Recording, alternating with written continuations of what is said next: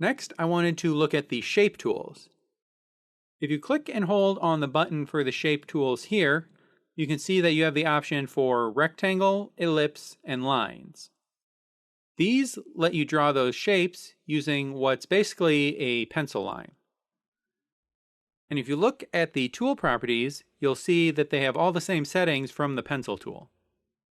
Except the rectangle and ellipse have this additional option to make a filled shape instead of just an outline. And these additional snapping options that help you match up the stroke to existing vector points and lines.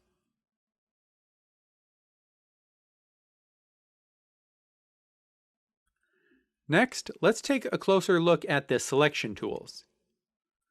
We've seen that you can use it to select individual vector objects, and it gives you a transform box that you can use to move, scale, and rotate those objects. You can also do more precise adjustments over here in the Tool Properties panel.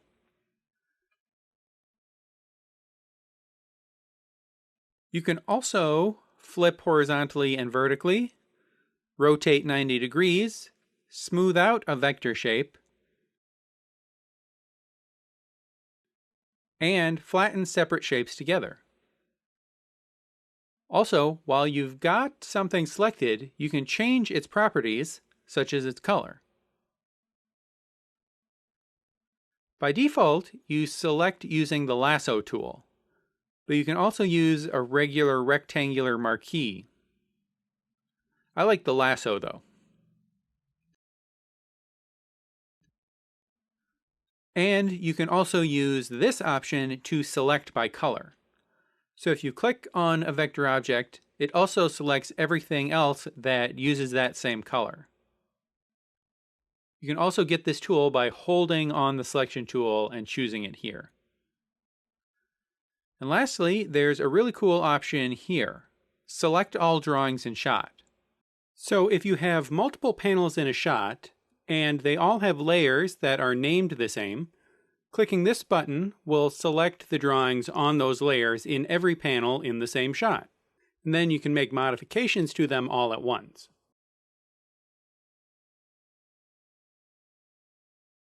Also, if you don't want to select the drawings on all panels, you can hold Shift-Command and click to make a selection of just the panels that you want, and then the selection tool will work across layers with the same name in those selected panels.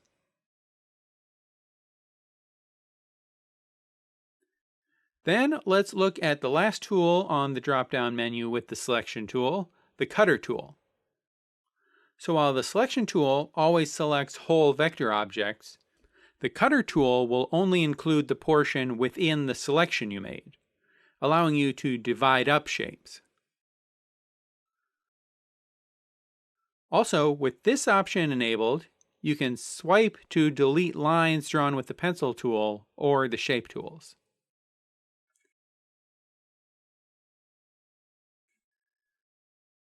Next, we already saw the contour editor a little bit. It lets you directly edit the vector lines of a shape. Also on this submenu is the perspective tool. If you make a selection with this, you can adjust the artwork to make it look like it's in perspective.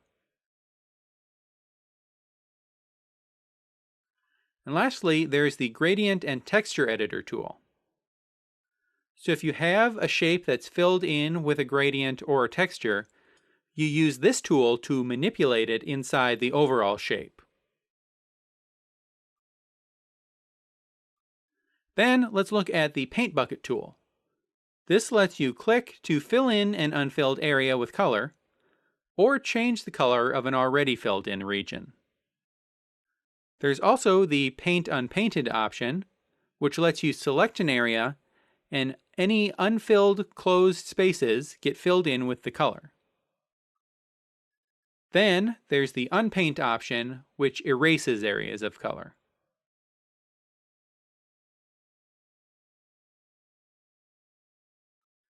Now, all these tools have the same options.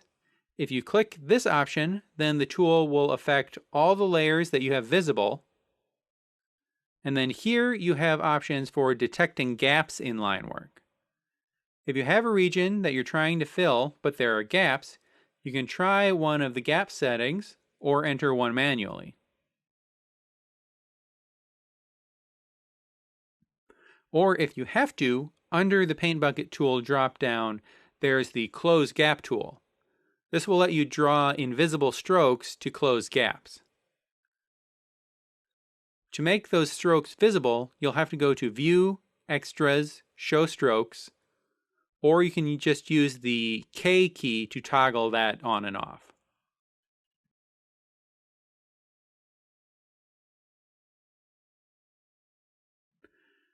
That's it for the vector tools. As a last tip, I wanted to point out that you can switch between tools by right-clicking, and all the tools from the toolbar are available there, along with the keyboard shortcuts to switch between them. In the next video, we're going to switch over to a bitmap layer and look at our bitmap drawing tools. I'll see you there.